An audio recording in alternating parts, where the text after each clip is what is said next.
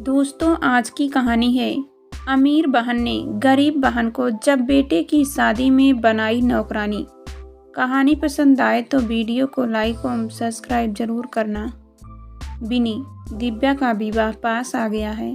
पहले सोच रही थी सब काम समय से निपट जाएंगे, पर ऐसा नहीं हो पा रहा था।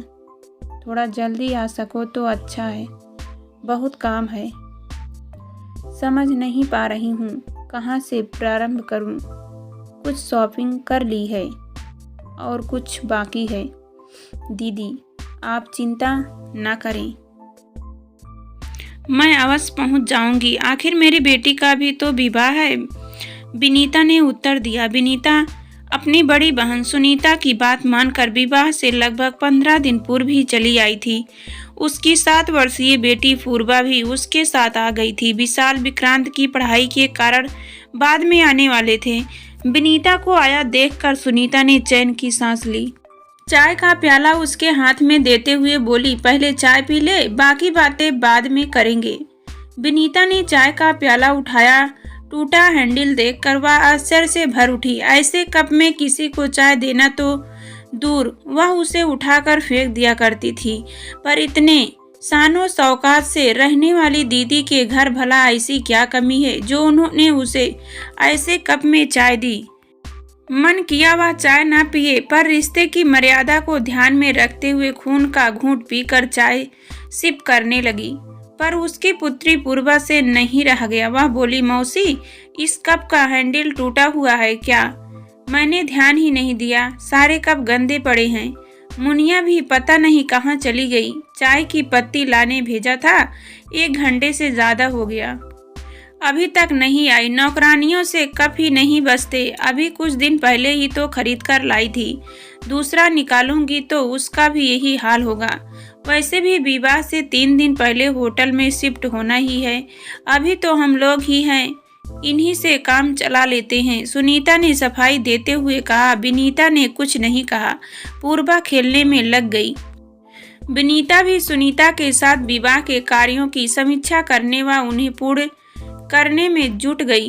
कुछ दिन बाद नंदिता भी आ गई। उसे देखते ही सुनीता और विनीता की खुशी की सीमा न रही। दोनों एक साथ बोल उठे, अरे अचानक तुम कैसे? कोई सूचना भी नहीं दी। सब मैं सरप्राइज देना चाहती थी। मुझे पता चला कि तुम दोनों अभी एक साथ हो तो मुझसे रहा नहीं गया। मैंने सुजय से कहा कि विक्की की परीक्षा की सारी तैयारी करा दी है, आप बाद में आ जाना। मैं जा रही हूँ। कम से कम हम तीनों बहनें दिव्या के विवाह के बहाने ही कुछ दिनों साथ साथ रह लेंगी। बहुत अच्छा किया, हम दोनों तुम्हें याद कर रहे थे। मुनिया, 3 कप चाय बना देना और हाँ, नए कप में लाना, सुनीता ने नौकरानी को आवाज लगाते हुए कहा। फिर नंदिता की ओर मुखातिब होकर बोली, अगर पहले सूचना दी होती तो गाड़ी भिजवा देती। सुनीता दीदी की बात सुनकर विनीता के मन में कुछ दरक गया। नन्ही पूर्वा के कान भी खड़े हो गए। नंदिता के आते ही दूसरे कप निकालने के आदेश के साथ गाड़ी भिजवाने की बात ने उसके शांत दिल में हलचल पैदा कर दी थी। वह जब आई थी तब तो दीदी को पता था, फिर भी उन्होंने किसी को नहीं भेजा। वह स्वयं ही ऑटो करके घर पहुंची थी। बात साधारण थी, पर विनीता को ऐसा महसूस हो रहा था कि अनचाहे ही सुनीता दीदी ने उनकी हैसियत का एहसास करा दिया है। वह पिछले 8 दिनों से उसी टूटे कप में चाय पीती रही थी, पर नंदिता के आते ही दूसरे कप निकालने के आदेश के साथ गाड़ी भिजवाने की बात को वह पचा नहीं पा रही थी। मन कर रहा था वह वहां से उठकर चली जाए, पर न जाने किस मजबूरी के कारण उसके शरीर ने दोनों के मन की बात मानने से इनकार कर दिया। विनीता तीनों बहनों में छोटी थी। सुनीता और नंदिता के विवाह संपन्न परिवार में हुए थे, पर पिताजी की मृत्यु के बाद घर की स्थिति दयनीय हो गई थी। भाई ने अपनी हैसियत के अनुसार घर भर ढूंढा और विवाह कर दिया। यद्यपि विशाल की नौकरी उसके जीजा जी की तुलना में कम थी, संपत्ति भी उनके बराबर नहीं थी, पर वह अत्यंत परिश्रमी, सुलझे हुए व स्वभाव के बहुत अच्छे इंसान हैं। उन्होंने उसे कभी किसी कमी का एहसास नहीं होने दिया था और उसने भी अपने छोटे से घर को इतने सुचारुपूर्ण ढंग से सजा रखा है कि विशाल के सहकर्मी उससे ईर्ष्या करते थे। स्वयं काम करने के कारण उसके घर में कहीं भी गंदगी का नामो निशान नहीं रहता था और न ही टूटे फूटे बर्तनों का जमावड़ा। यह बात अलग है कि ऐसे ही पारिवारिक योजना उसे चाहे अनचाहे उसकी हैसियत का एहसास करा जाते हैं, पर अपनी सगी बहन को अपने साथ ऐसा व्यवहार करते देखकर वह स्तंभ रह गई। क्या अब नया सेट खराब नहीं होगा? हमेशा की तरह इस बार भी सुनीता व नंदिता गप मारने लग जाती और विनीता काम में लगी रहती थी। अगर वह समय निकालकर उनके पास बैठती तो थोड़ी ही देर बाद कोई काम आने पर उसे ही उठना पड़ता था। पहले वह इन सब बातों पर इतना ध्यान नहीं दिया करती थी, पर इस बार उसे काम में लगा देखकर एक दिन उसकी पुत्री पूर्वा ने कहा, मम्मा, दोनों मौसियाँ बातें करती रहती हैं और आप काम में लगी रहती हो। मुझे अच्छा नहीं लगता बेटा, वे दोनों बड़ी हैं, मुझे उनका काम करने में खुशी मिलती है। पूर्वा की बात सुनकर वह चौंकी पर संतुलित उत्तर दिया। उसने उत्तर तो दे दिया, पर पूर्वा की बातें चाहे अनचाहे उसके दिमाग में गूंजने लगी।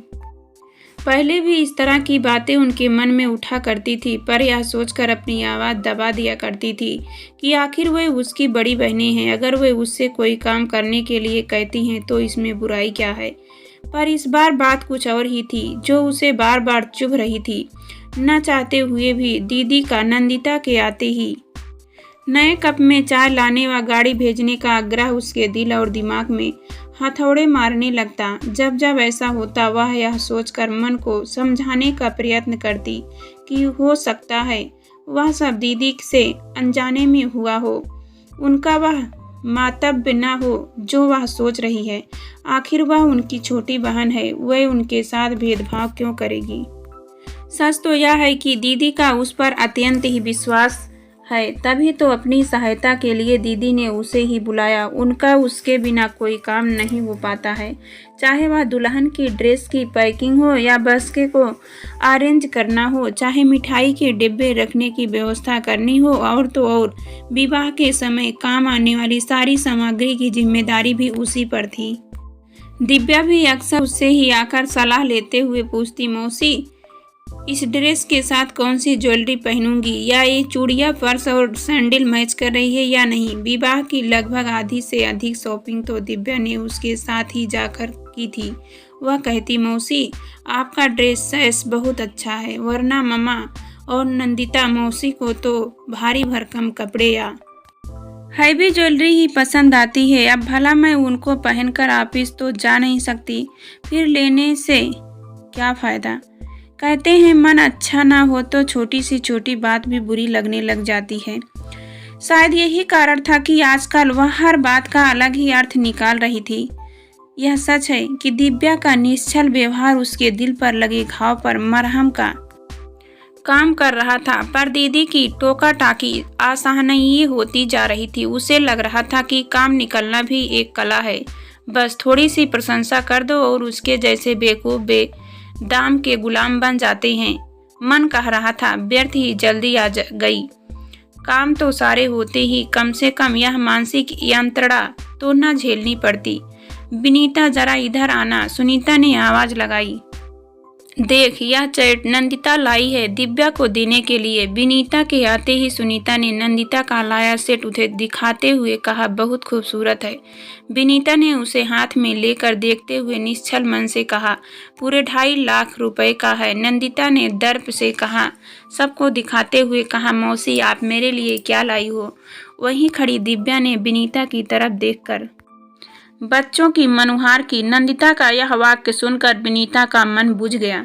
अपना लाया गिफ्ट उस बहुमूल्य सेट्स की तुलना में नगण्य लगने लगा, पर दिव्या के आग्रह को वह कैसे ठुकराती। उसने संकुचाते हुए सूटकेस से अपना लाया उपहार निकाल कर दिखाया। उसका उपहार देखकर दिव्या खुशी से बोली, वाओ मौसी, आपका जवाब नहीं। यह पैटेड बहुत ही खूबसूरत है, साथ ही वाइट गोल्ड की चेन। ऐसा ही कुछ तो मैं चाहती थी, इसे तो मैं हमेशा पहन सकती हूँ। दिव्या की बात सुनकर विनीता के चेहरे पर रौनक लौट आई। लाखों के उस डायमंड सेट की जगह हजारों का उपहार दिव्या को पसंद आया। यही उसके लिए बहुत था। विवाह खुशी खुशी संपन्न हो गया और सभी अपने अपने घर चले गए। विनीता भी धीरे धीरे सब भूलने लगी। समय बड़े से बड़े घाव को भर देता है। वैसे भी दिव्या के विवाह के बाद मिलना भी नहीं हो पाया। न ही दीदी आई और न ही उसने प्रयत्न किया। बस फोन पर ही बातें हो जाया करती थी।